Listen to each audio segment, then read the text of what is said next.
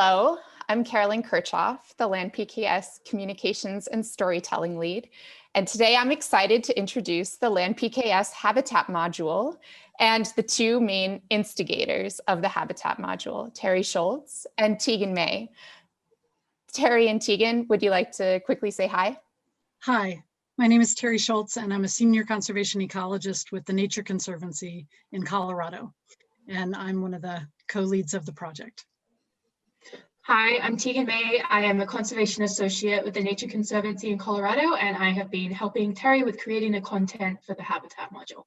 I'd like to start by asking why we decided to create a Habitat module within the LandPks app in the first place.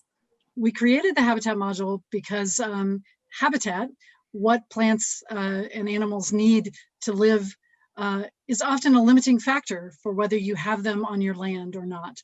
And so we thought it was important for people to have a resource where they could understand what they're providing habitat for and how they might be able to create better habitat for certain species they would like to have more of on their properties.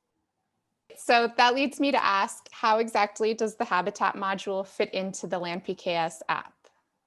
Yeah, great question. So we specifically created the Habitat module to complement the existing information a user may already be collecting within LandPks.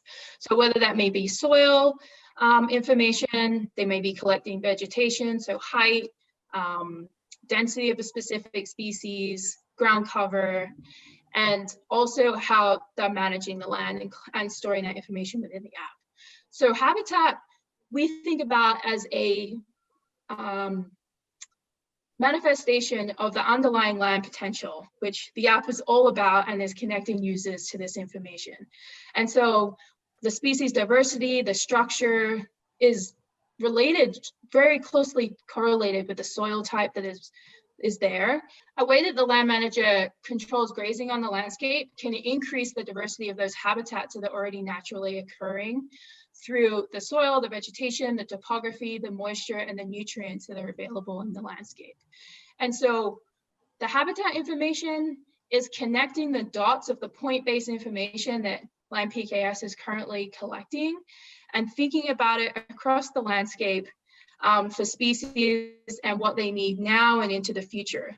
And the way that a manager controls the grazing across the landscape and provides these diversity of habitats and ways to better manage for specific species can be found on the fact sheets that are also available on the app and on the LandPks Knowledge Hub. And it has actionable ideas for how to really improve the habitat or increase the habitat available for these species on someone's land. So my next question is, what exactly does the Habitat module do? The Habitat module compiles a lot of the existing scientific information about species and habitats that is available, and it puts it in the palm of a user's hand. And with that information, there is a description of the habitat, measurable information about what the habitat characteristics are that the species needs, the time of year that it may be important, and the range for that characteristic that is ideal for that species to thrive and persist now and into the future. So within the app, we've created a way for users to interpret information they may have already collected within LandPks about the soil, vegetation structure, so percent covers, vegetation height, and then also showing that to them in a table with the range that's ideal for that species, and they can interpret that in a way that they see fit with other land use goals that they have for their property. The information is not regulatory. There's no way for anyone to know what species someone has on their property. It's just an output module currently within LandPks that can be interpreted for people to better understand the wildlife that they already know is on their land and the wildlife that they may be interested in managing for in the future.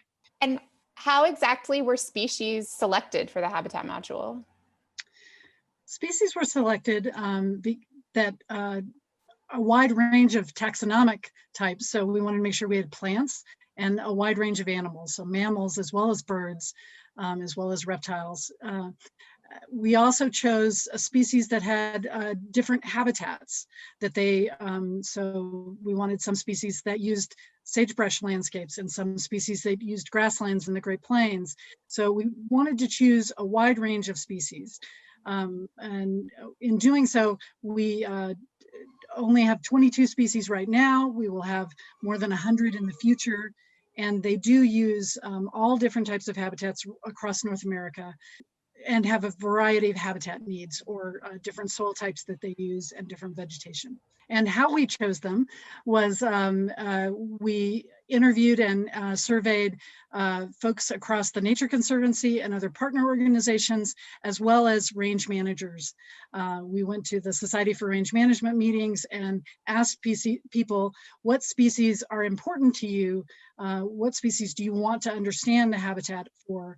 And based on all of that feedback, we then chose the ones that seemed to be the most representative, or the ones that people had the most questions about how to manage for.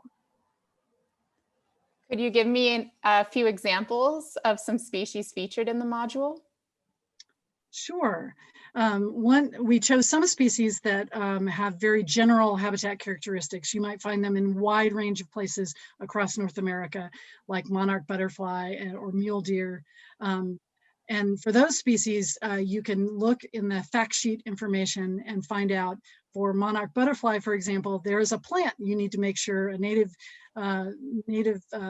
milkweeds that you need to have on your property that the species requires.